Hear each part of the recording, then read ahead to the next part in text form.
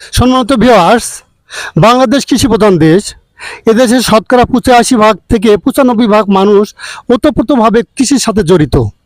হ্যাঁ বন্ধুগণ, আমরা খুব করে আজকে দেমাগ দিয়ে কথাটা শোনার চেষ্টা করি যে বাংলাদেশের মাটি এত বেশি উর্বর, মাত্র 7 থেকে 11 ধরনের আমরা সার প্রয়োগ করেই আমরা আবাদ তৈরি করতে পারি।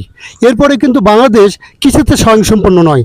আমরা খুব করে মগজের সেট আপ দিয়ে আজকে রাশিয়া পৃথিবীর মধ্যে ধান উৎপাদন শ্রেষ্ঠ, অথচ কিন্তু রাশিয়াতে 33 রকমের সার প্রয়োগ করে আবাদ করতে হয়।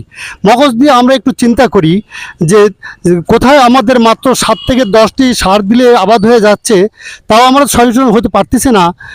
আর রাশিয়া 33 ধরনের সার দিয়ে বৈজ্ঞানিক কৌশল প্রয়োগ করে তারা কিন্তু কৃষিতে স্বয়ংসম্পন্ন হচ্ছে।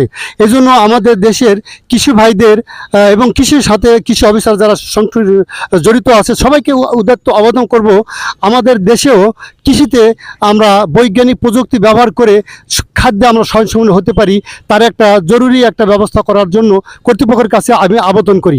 সালামু আলাইকুম। সম্মানিত ভিউয়ার্স, সাথে থাকার জন্য ধন্যবাদ।